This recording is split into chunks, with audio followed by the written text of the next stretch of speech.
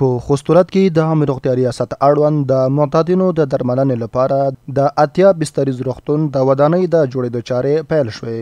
مسؤلین وایي د تعمیر چې لاسخونې او اړوند ملحقات لري د څه کم 90,000 امریکایي ډالرو په ارزښت به یې چارې د 2 میاشتو په موده کې بشپړې شي.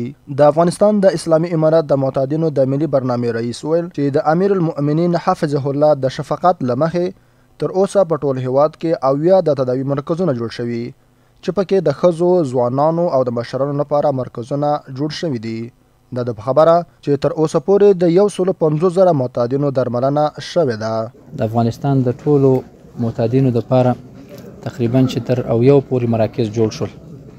په دې کې موږ د زنانو روغتونونه هم لرو او د تنکیو ځوانانو روغتونونه هم لرو او د غټانو کاهلانو لپاره روغتونونه هم لرو چې په دې وخت کې تقریبا په هر دوره کې چې مونږه معتادین تداوي کوو د هغوی تعداد تقریبا چې د 2,000 پورې د 3,000 پورې وي.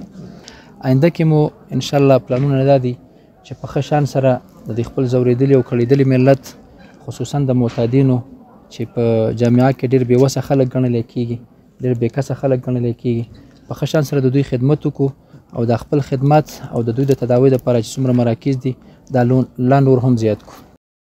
د خوست د عامه روغتیا مسؤلین وایي چې د مهال په روغتون کې 15 معتادین بستر دي او هڅه روانه ده چې روغتون ته نوره پراختیا هم ورکړل شي.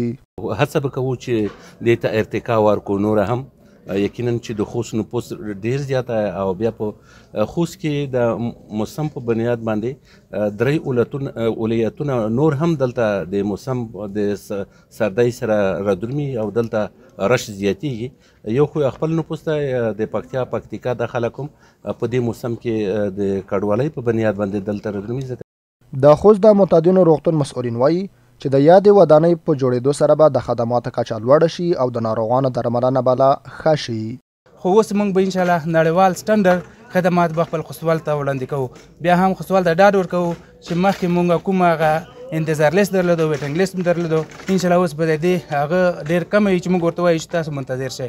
نو موږ اطمینان ورکوو چې هر وخت هر کار دور راتلی شي چې موږ هر وخت دوی بستر کړو. د یادونې وړ ده چې د خوست د معتادینو روغتون یوازې د خوست نه بلکې د پکتیا، پکتیکا او لوګر ولایتونو ناروغان هم دلته تداوي کیږي.